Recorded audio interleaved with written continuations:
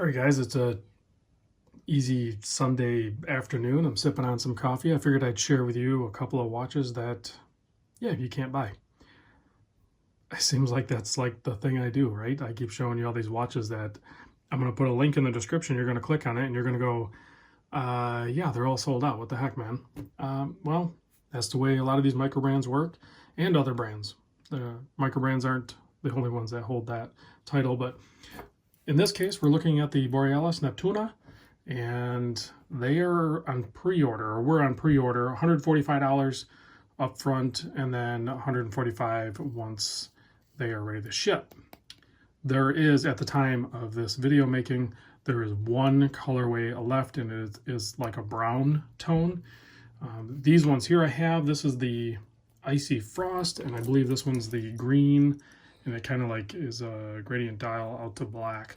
This one's also a sandwich dial, and I've done a previous video on, I think it was another sandwich dial, but it was like a full Lume dial. And then this Icy Frost one, which is, man, kind of like a hot pick here for sure. I think this one maybe sold out first. If we zoom in, as I talk about the measurements, you'll see why.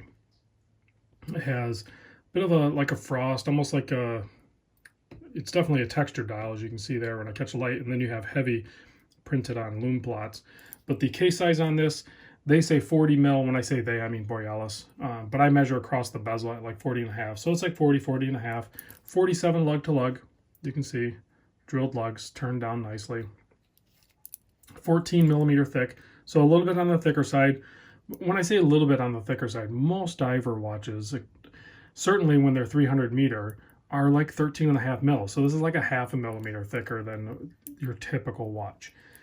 20 millimeter lug width here. Bracelet tapers down to 18. You have kind of like a beads of rice center, and then you have the brushed flanks on the outside. Screw hardware, and let me zoom back out. Holy cow! And a milled out clasp, 6 micro adjust double pushers here, and then a fold over keeper. Screw down case back, screw down crown, all the standard stuff that you're going to see in pretty much every dive watch, right? So there's something different here that Borealis went with. Instead of a ceramic bezel insert, they went with a steel insert that is PVD coated, similar to what like NTH does.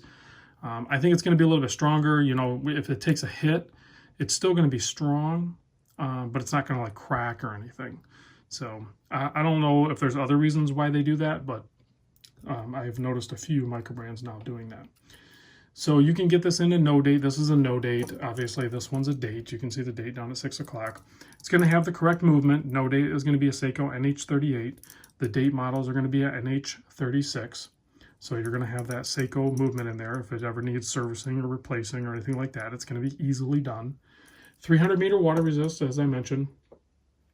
They claim on the website a really good, healthy application of a quality BGW9 Lume.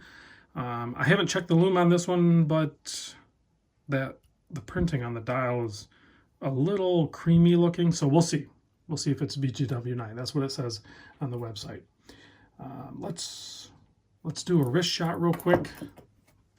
I'll take off the watch I was wearing. Still wearing the Omega Aquaterra, and let's put on the Borealis. A little tight for me.